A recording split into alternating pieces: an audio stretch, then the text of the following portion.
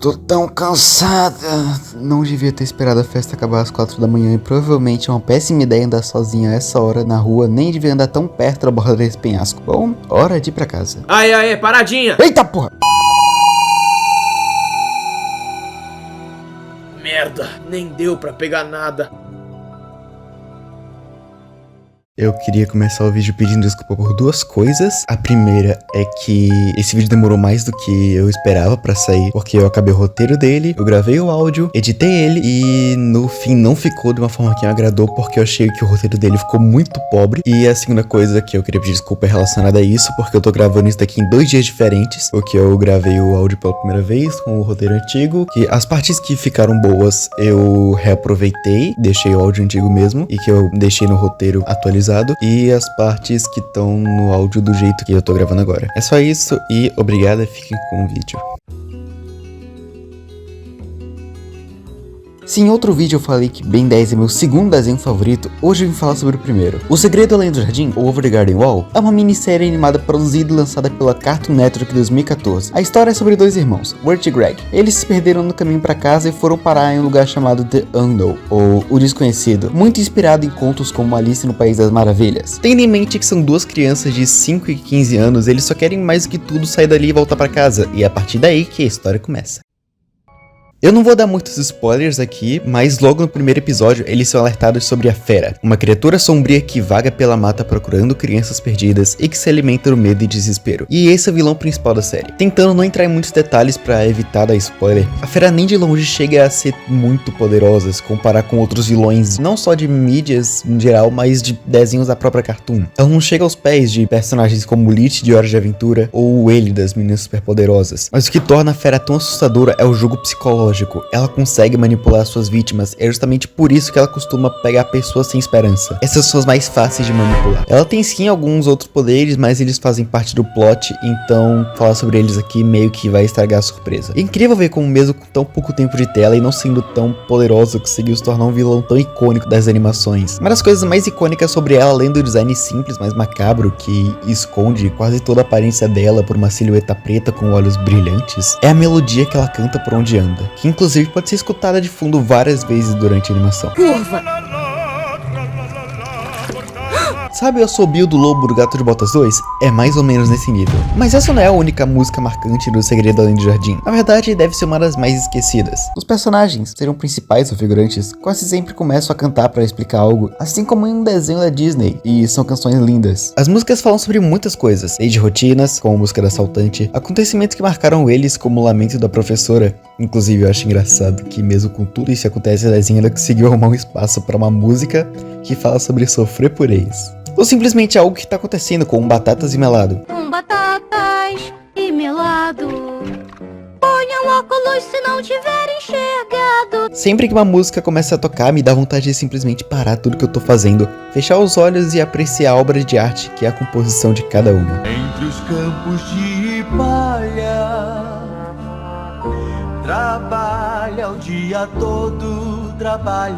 E não só as músicas com vocais, como até as instrumentais são maravilhosas de se ouvir, que eu só não uso nos vídeos, incluindo esse, porque tem direitos autorais e eu não quero tomar um flag. E todas têm uma vibe que combina muito com o momento que toca. As músicas descontraídas tocam momentos descontraídos, como na festa da taverna. As músicas calmas tocam momentos calmos, como no campo, ou quando os personagens estão limpando a casa. E as músicas assustadoras tocam nos momentos tensos ou que o clima pesa, como a música da taverneira sobre a fera, ou a própria cantiga da fera que eu mencionei mais cedo. E a trilha sonora combina demais com a estética rústica e macabra do desenho como um todo, principalmente por causa dos instrumentos orquestrados e pela composição da Blasting Company, que simplesmente fez um trabalho impecável aqui. Mas falando na estética, talvez você já tenha reparado, ou talvez não, mas os cenários desse desenho são muito mais bonitos e bem trabalhados do que na maioria. Se você pegar os cenários de outros desenhos da época da mesma emissora, os cenários têm outros estilos, são mais simples ou mais realistas. Não querendo desmerecer, eu também acho esses outros estilos lindos, especialmente do Steven Universe, mas Over the Garden Wall Wall puxa os cenários para uma estética muito mais rústica e com uma pegada bem mais clássica. Me lembra até os desenhos da Disney das décadas de 30 e 40. Esse tipo de cenário não só dá mais destaque para os elementos importantes que estão em tela, como combina perfeitamente com o estilo da obra, que tem toda essa estética de século XIX, seja pelas roupas de alguns personagens, seja pela forma como vivem, ou seja pela própria forma de falar deles. As cidades rurais e pequenas, as casas de materiais como madeira ou pedras, a ausência de qualquer tipo de tecnologia, ou até mesmo um mero telefone desse de discar o número, nenhum deles existe aqui. Até as cores usadas nos personagens e cenários ainda ressaltam a seriedade da história, geralmente sendo bem sombrias e escuras. Às vezes tem sim cores mais vivas e vibrantes, mas são minorias se comparar com o resto. E esse contraste entre fofo e macabro é algo que Overgarden Wall faz muito bem. O traço e a pintura dos cenários também contrastam muito bem com o traço dos personagens, que é mais padrão de um desenho da época que ele foi lançado, como Gravity Falls ou apenas um show. E apesar de não parecer só comigo falando, o contraste dos dois traços na verdade funciona muito bem e os quadros ficam muito bonitos. O desenvolvimento dos personagens é ótimo. O Wirt é só um adolescente normal, completamente confuso com tudo que tá acontecendo ali, e ele só quer voltar pra casa o mais rápido possível, sem se preocupar com mais nada. Até de uma forma egoísta, na verdade. Já o Greg, ele é uma criança, então ele não consegue levar as coisas muito a sério.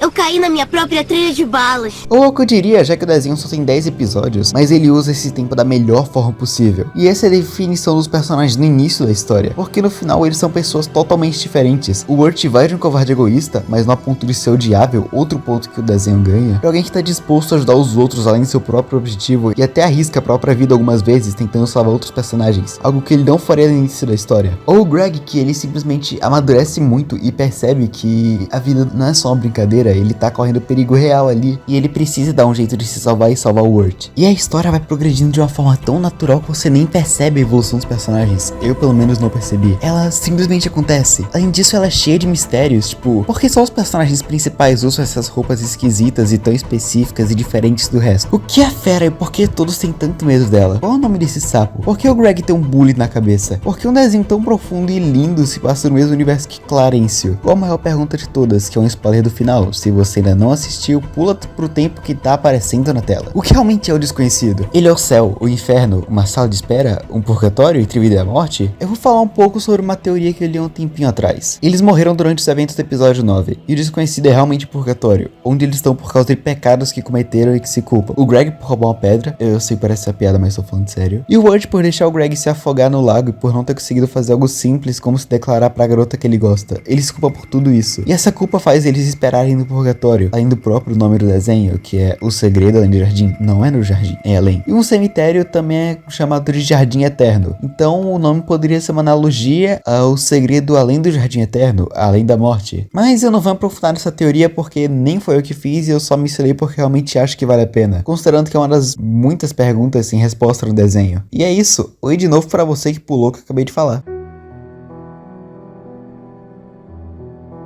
O Segredo Além do Jardim é uma experiência. Em quem a obra é focada? Todo mundo. Crianças vão gostar e rir do Greg. Adolescentes e jovens adultos vão gostar, entender a mensagem por trás e rir do Greg. Pessoas mais reclusas e inseguras vão se identificar com o Wirt e rir do Greg. E no fim, qualquer um pode aproveitar essa obra-prima da Cartoon. Eu não quero me estender muito aqui, eu não quero transformar isso numa review inteira do desenho, mas eu quero fazer quem já assistiu parar pra refletir sobre a história e quem nunca assistiu dar uma chance. E é isso, faça o que eu digo, assista O Segredo Além do Jardim. O desenho tá com a temporada completa disponível na HBO Max, mas se você não quer dar dinheiro para uma empresa multibilionária, pode assistir através de métodos One Piece sem muita dificuldade. Tem no próprio rede de canais. Muito obrigado de coração por me assistir. Daqui a pouco vão aparecer 2 vídeos na tela. Clica um deles se quiser ver mais dessas bobeiras que eu faço por aqui, apesar de não falar muito sobre desenho, geralmente fala mais sobre jogo. Agora eu começo aquele papinho que você já sabe, você já tá careca de saber que todo youtuber fala, que blá blá blá, deixa o like, se inscreva e não sei o que, e ativa o sino, porque mais de 90% de quem assiste os vídeos não é inscrito. É isso, obrigado de novo por ficar até aqui e tchau. Tô tão cansada. Bom, hora de ir pra casa. Que é pra... eu não sei.